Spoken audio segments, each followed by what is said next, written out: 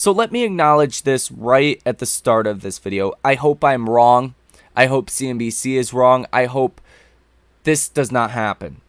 But something is breaking, and it's breaking big time. This could cause the Fed to U-turn. This could cause emergency rate cuts. This could cause a lot of pain in people's lives and portfolios. And I hope it doesn't happen. But we have to talk about this. I feel obligated to at least tell you guys what's happening or what could potentially happen. So hopefully I'm wrong, but you need to hear this. So here in this video, we are going to be going over this potential crisis that is starting to unfold. We're going to get into some news specifically on Tesla and GM that came out here in after hours. We're also going to look at what Saywer Merrit had to say about Tesla on CNBC last night. That will be towards the end of this video. I want to get the more important things out of the way first. And we're going to go ahead and start this video off with what CNBC said today. They said bond yields could soar from here.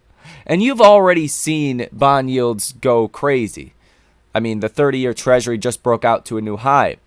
Something always breaks when the Treasury breaks out to a new high or just hits a high of any period of time. We're going to look at those different times in history where things broke and what could break this time around. Now, this clip is about 5 minutes long. I consider myself pretty well versed in bonds and how bonds are correlated with markets and what kind of stress the bond market can put on financial systems, on stocks, on different sectors of the economy. And I even watched this clip twice. So I think you guys should also, once you get done with the first take, go ahead and rewatch it. We're going to break down exactly what they're saying here, but it's not exactly great for our portfolios. I personally always find anniversary dates very key, and I can't help thinking about September of '81 when we had the all-time high closing yield just shy of 16%. So what I'm talking about here might be dancing between the raindrops. You never want to go against a market that is burning to the upside, but you might want to give it a pause if it looks like it's going to back away a bit. But in the grand scheme of things, I think rates are going higher. So let's go to the charts. Like I said, not my best work, but high-low perpendicular midpoint. We always pay attention to those, especially when one of those points is the all-time low closing yield at 0.5%. So you take the high, you take the low, you connect it, you find that midpoint, you draw a perpendicular line. And what you find is it just keeps you on the straight and narrow. Those are very key. The more important the spike levels are, whether it's a key high or key bottom, those make it work that much better. Now, this chart is really off scale. Remember, when you're doing these charts, you got to use logarithmic paper. This is just a rough gauge, but there's your near 16%, SEP 81 for your anniversary date. And the whole point of this chart is that we have a lot of potential room to run to the upside. So if somebody asked me and held a gun to my head and said, listen, the worst case scenario, where Treasury rate's going to go 10-year, I'd say in the next 7 years, you should be able to see 13.5%, 14%. Yes. Now, I'm not saying we get there, but I really want to stress you do not want to jump in front of this right now. But if this week closes under 4 3/4 and the high yield close remains in the 460s, you buy the market looking for a bit of a retracement to potentially get back down to 4 1/4 to 432. Or if it gets to 4 3/4 on a closing basis first, you liquidate the trade. So you buy TLT below those levels. In other words, beta yields are going to go down in the short term. Otherwise, we're looking for. Why are rates going higher? It's because the economy is gangbusters, easy. Or because Tyler Mattson. Everybody clap for who loves Tyler. I love Tyler. And what did he bring up today? A great Chicagoan, Milton Friedman. And when he did, one of my 50-year veterans from the trading floor called me and said, "Boy, he's spot on." I had many meetings with Milton. That if you want to know where inflation has taken the markets and why, just look at government spending. The vigilantes have new horses and they're riding, and I really do think that is the answer. We are spending too much. We are not learning to cut back. As a matter of fact, I think we're out of control as we approach a $2 trillion deficit, and this is the market's way to get Washington's attention. That's always been the case, though, hasn't it, to some degree, Rick? So why QE. 13%? QE changed everything. Yeah. Right. So do you think that the Fed, whoever the Fed may be within the next 10 years, is actually going to allow a rate that is above 13%? You can squeeze a water balloon 9 ways from Sunday, but eventually it pops out somewhere. They are running out of little tricks to pull out of their bag. And in my opinion, the quantitative easing removed many signals in the market that now it's trying to put back in place. And they could do as they wish. If they keep tinkering with this, the problem is we have too many large economies that are going to be in the same boat. And who's going to end up buying this paper? Right. So the presumption here is you think the Fed put is done, and it requires the discipline for the Fed to stay the course. And I agree, and I'm a student of history, probably less so than you, but I think all the way back to the first shenanigans, I think of long-term capital, and I think of the Asian financial crisis, and I think that's where monetary accommodation went out of control, and I think it wasn't the 2007-8, I think it was 1997-98. BOJ, I think they're the biggest wild card here. And I heard over the weekend stuff that told me YCC is done, and I think that's a slingshot to U.S. yields higher. Oh, absolutely. And the Bank of Japan could actually pull the plug that drains the water on everybody's bathtub. And that's the real fear I have, is they have no idea how they could be the catalyst. They could be that one ping pong ball you throw in a room with a bunch of mousetraps with other ping pong balls, and then all of a sudden things start flying. Mousetraps and ping pong balls.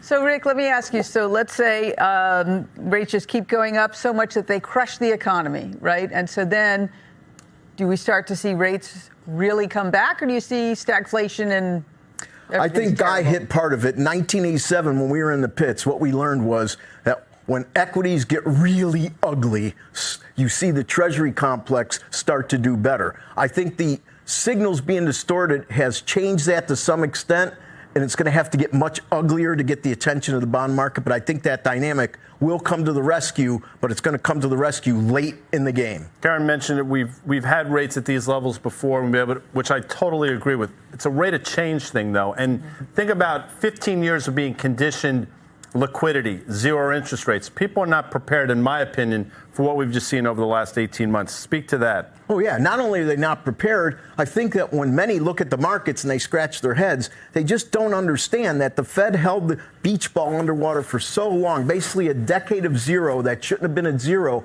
that ultimately the force that this thing's popping out, I think, is justified. If it pops to 13, if the trajectory is very steep, does that imply that the bounce back is going to be steep as well? Absolutely. Absolutely. The 1/3 or 2/3 retracement on some of those GAN numbers should be every bit as aggressive. That's why I do think we're going to get a pause. Yeah. And I think we're going to consolidate here. But I urge people not to try to pick tops and yield. Let the market tell you you can dance between the raindrops a bit. Okay. But again, your big call tonight sounds like north of 13% in the next 10. And that's the grand scheme of things. Yes, when I take a look at the long-term monthly charts, that's what I see. Rick, it's always great to have you. And your easel. Come by anytime. Thank you. So the biggest thing that sticks out to me there is obviously them saying that Treasury yields could hit 13% over the next 10 years. But it's not that.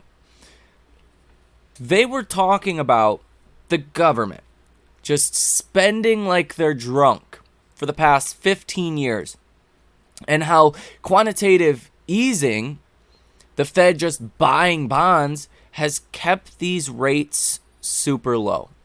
Where normally, if you become a riskier borrower, you're going to pay a higher interest rate. Think about it in terms of an auto loan or a mortgage loan. If you have a 600 credit score and I have an 840, I'm going to get a much better interest rate than you will. I might get a 5% car loan and you might get a 25% car loan. Well, they're making the argument here that based solely on the government's actions, solely on government actions here, nothing else, that rates could go much higher in the near term as the Fed is no longer supporting Treasury yields by buying the bonds. Now you're up to price discovery in the marketplace. And it's a fair assumption that the government is in a much worse position today than they were 15 years ago. I think that's safe to say. I think that's fair. I think that factor alone hits on a point that not a lot of people have talked about. Just the fundamentals of the government being much worse off today than they were 15 years ago likely causes bond yields to go higher. If you couple this with the Fed's actions, Fed quantitative tightening, the Fed actively letting their balance sheet roll off every month, this could just be the start of a major problem. Today, it was not just small and regional banks that came under intense pressure. Bank of America closed down 3% on the day today. Goldman Sachs was down almost 4%. Wells Fargo down about 2.5%. Even JP Morgan was down about 1% today. It's the big guys that are starting to get hit here as well. Now, when I think about where this problem could ultimately come from, there's one thing that really sticks out to me. It's the obvious one for many people, but the banks. So I'm going to break this down as simply as I can, and hopefully it makes some sense. This is TLT. So this is the 20-year Treasury ETF. It has fallen about 50% since the COVID highs. Now, what happened during COVID? The government gave out trillions of dollars to people. The first time that has ever happened. Where did that money go? It went to people's bank accounts. So the banks were flushed with all of this money. Well, the banks, they're not allowed to go buy speculative assets. They're not allowed to go buy stocks with your deposits. They're allowed to make loans, usually asset-backed loans, and buy treasuries. So the government basically forced the banks to buy treasuries in this range. That's what the government did. So what's happened is the banks bought treasuries, call it in the 135 to 150 level. So banks are down massively on their values of treasuries. But at this point, treasuries were only paying you 1.5 to 2.5%. So the banks were taking in this really low yield. And now the Fed has started quantitative easing or tightening, letting bonds roll off their balance sheet. At the same time, the Fed has been raising rates, causing rates to go higher. So while the banks locked in these treasury bonds at a 1.5, 2.5% yield, now people with their money in those same banks are demanding a 4 to 5% yield because that's what you can get now in a treasury. Banks are at a huge uphill battle here. They're getting paid, call it 2.5%. They need to pay out 5%. They're underwater 2.5%, and their bonds are underwater 50% if they bought at the highs. 35 to 40% is pretty typical right now for banks and their treasury balance sheets. And keep in mind, this is not me just saying this. This is not a theory. This is happening. In fact, it's already happened. So this article is from October 11th, 2021. It says banks are binging on bonds, but not because they want to. Banks are awash in deposits, and their customers are taking out fewer loans, so they have little choice but to buy up government debt, even if it means skimpy profits. Take a look at the government debt levels. Right? This is treasuries owned by U.S. commercial banks. Before COVID, you were at about $3 trillion. By 2021, you were at over $4 trillion. I would argue if we had an updated chart here, you're probably over $5 trillion. Whereas commercial loans during this same period of time is at the same level, essentially, that it was at before the Rona. I would argue it's probably lower now than pre-pandemic levels. This says lingering supply chain problems and anxiety over the potential for the Delta variant of the coronavirus to upend the economy again have pared back borrowing by businesses, and customers flush with cash thanks to government stimulus efforts aren't borrowing heavily either. So banks have largely been left to invest in one of the least lucrative assets around, government debt. Rates on Treasury bonds are still near historically low levels, but banks have been buying government debt like never before. In the second quarter of 2021, banks bought a record of $150 billion worth of treasuries, according to a note published this month by JP Morgan's analyst.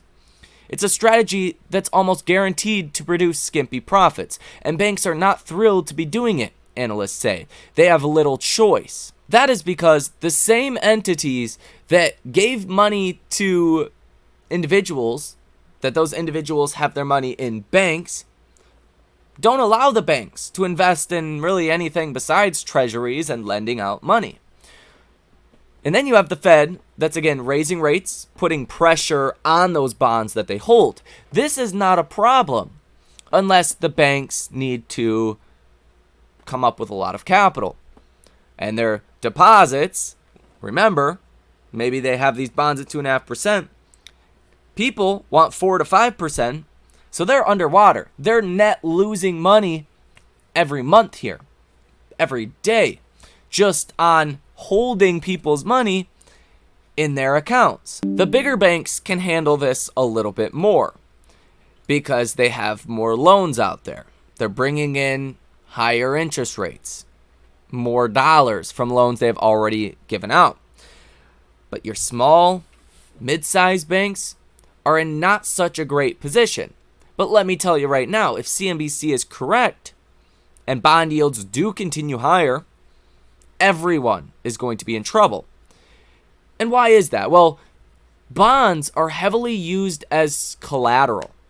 So what happens if someone put up, bonds as collateral?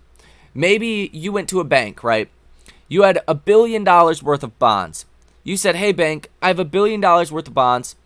I'm going to give that $1 billion worth of bonds to you in exchange for $1 billion. Or in exchange for $2 billion. Whatever the ratio is, they're probably like $2 billion. Well, now your $1 billion you gave to the bank maybe is only worth $500 million. Maybe it's worth half of that amount now. Now the bank's in a real problem. Now they only have $500 million, half $1 billion, half of the original amount you gave to the banks, but they gave you leverage of $2 billion.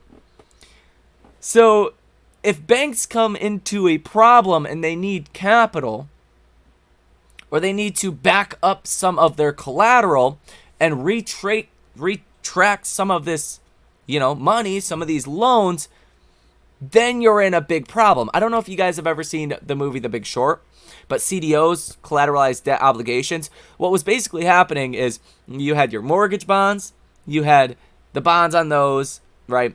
People were betting on those, but people were also betting on those bonds on the side, right? That famous scene in the casino with Selena Gomez, right? They're making side bets on the bonds, right? Everyone is doing that as well. So not even just banks that own the bonds. Hedge funds, institutions, individuals, governments own the bonds. And then how many other people are making bets, on those bonds? You could see how this could become a very bad problem very quickly. This is a picture of unrealized gains and unrealized losses on securities at commercial banks in the billions of dollars. And you could see back here in 2008, right? You had losses, like 50 billion in losses, every couple of months, whatever. The difference now, why this chart looks so nasty, is again, because trillions of dollars were just given out to people that went into people's banks that the banks had to buy treasuries with. They had no choice. It's not the bank's fault they're going under. It's the government's fault. Look, they caused this problem. So if Treasury yields continue to rise, the unrealized losses will continue to rise because as yields rise, bond values fall. That's where you get into a real problem. That's where you could see emergency Fed rate cuts. This is a real blurry chart here of the 30-year Treasury or 10-year Treasury yield and kind of breaking points we've seen in the past. This was the 1987 stock market crash. Back here on the left side, you peaked out in yields at the same time, then you came crashing down. The 1990s recession, you peaked out and came crashing down. The Mexican peso crisis, same thing. You had the crisis when yields were at the highs, you came back down. The Asian crisis, this is actually where a lot of people contribute, like you've seen in that CNBC clip of the kind of failure of monetary policy, where monetary policy went too far to protect the government. The government was able to do whatever they wanted to because the Fed was always there to buy the bonds and keep rates low. Now that's not an option. So that's a problem. But that was the Asian crisis. You peaked out, bond yields fell. Tech bubble, it burst, yields fell. GFC, Great Financial Crisis, same thing. You peaked out, yields fell. The Euro area credit crisis, right here, peaked out, yields fell. Taper tantrum, EM sell-off, emerging market sell-off, same thing, peaked out, yields fell. 2018, global sell-off, same thing, yields peaked out, and then you sold off. Question mark here. What happens here? What happens now? I think that's a question up for debate. But I think the most vulnerable area is by far the banks. And let me tell you right now, if you think the banks are in a trouble spot, if they are, and we do have a crisis, the Fed's not going to be able to bail out the banks the same way that they did before.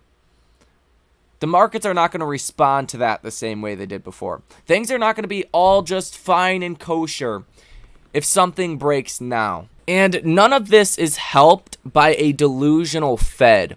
Fed Bostic says he is monitoring the impact of tighter financial conditions.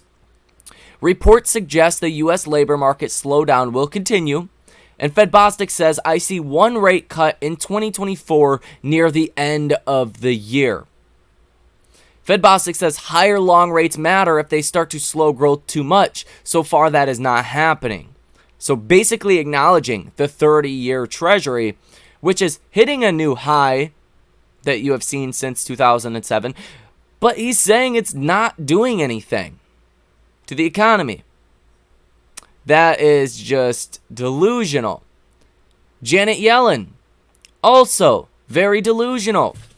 She is the U.S. Treasury Secretary. She says, I am very optimistic about the U.S. economic outlook. This guy right here says, risk take. I hearted it. Translation, run.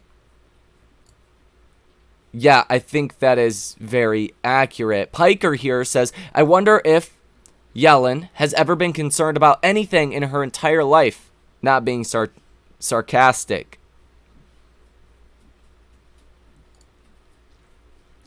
Sven Hendrich says soaring yields, partially driven by insatiable debt issuance by the U.S. Treasury, are tightening conditions so fast that, before you know it, the Fed may either be forced to pause QT or outright start becoming a buyer of U.S. debt again. What he's saying here is that the government, right, kind of incorporating everything that we've talked about here in this video, the government spending like they're drunk. Well, the government and Congress is one thing. The Treasury actually issues the bonds, the debt, to allow the Congress to spend like they are drunk. So the Treasury is still issuing hundreds of billions of dollars of debt every single week or two. That is creating selling pressure on the bonds. And that is driving yields even higher, on top of the Fed raising rates, on top of just market participants, global participants realizing without the Fed there, the government, if you're evaluating the government's financial position, rates should be a lot higher than they are. That's where you have a really big problem. And potentially, we're just in the first innings of a snowball effect. Now, in a little bit of good news for Tesla, we again seen the option activity really pick up towards the end of the day and turn very positive, even as Tesla's stock was falling. 731 orders today, worth $708 million, with a positive order value of 86%. Yeah, you've seen a lot of buyers come in the last half an hour or so of trading, which has been pretty, I guess, typical the last 2 days with Tesla stock. A lot of longer-term option positions are being placed on Tesla. A lot of people want upside exposure and options on Tesla for 2024. Here's a picture of the Cybertruck here at the site of Starbase in Texas. A lot of people think that might just be Elon Musk. GM says they have delivered a total of 20,057 EVs in the US in Q3.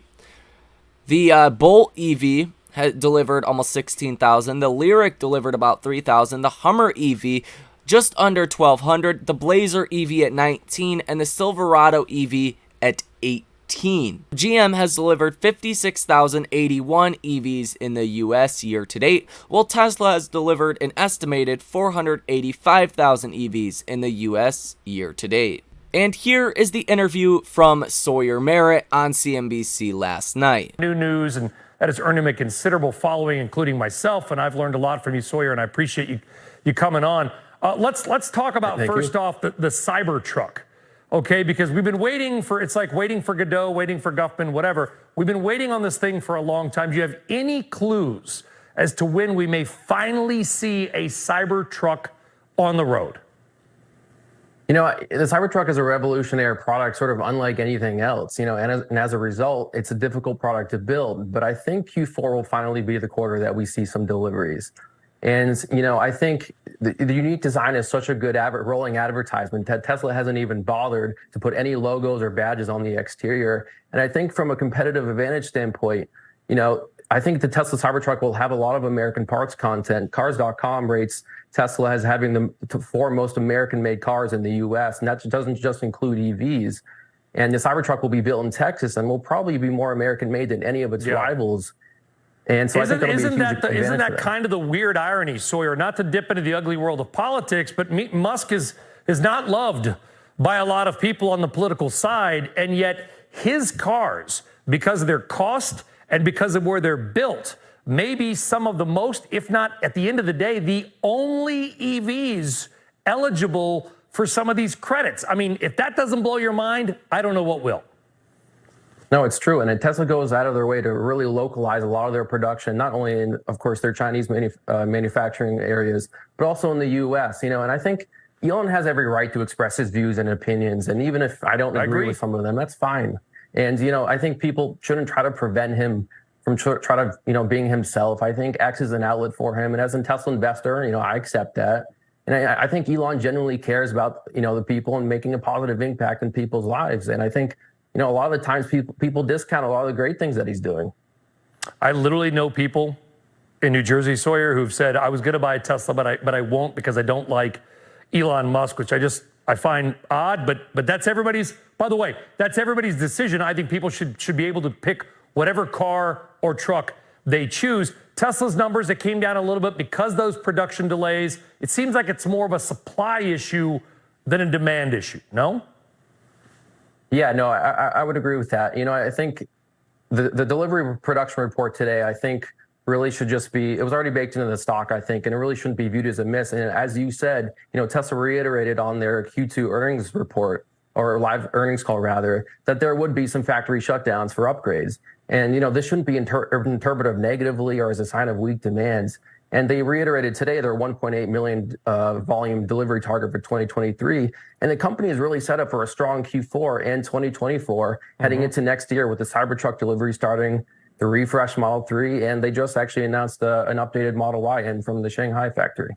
There you go. A lot of Tesla news. Wouldn't be a day without Tesla news. Saywer Merrit, glad to have you on last call. Hope it's not the last time.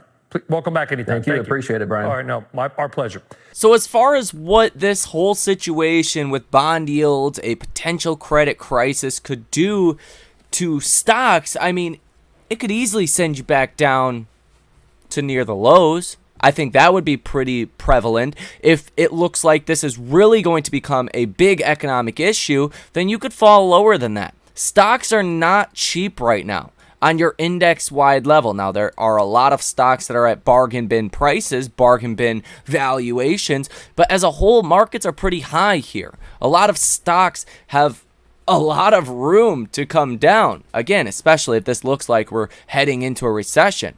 If the bond yields are clamping down on the economy so much that it's slowing everything down, grinding everything to a halt, in which it certainly looks like we're heading that direction. So I want to have protection on my portfolio. I want to be fully hedged, but I also want to be fully invested here because none of this is a certainty. Anything can happen, as you guys know. If you guys want to come trade with me live in real time, link down below in the description of this video. Come hedge out your portfolios. Make sure you are in the best possible scenario to profit from any downside or upside in our markets. That's your place to be. Link down below in the description of this video. You guys have a great rest of your day. My name is Michael Tyler, and I will see you in the next one.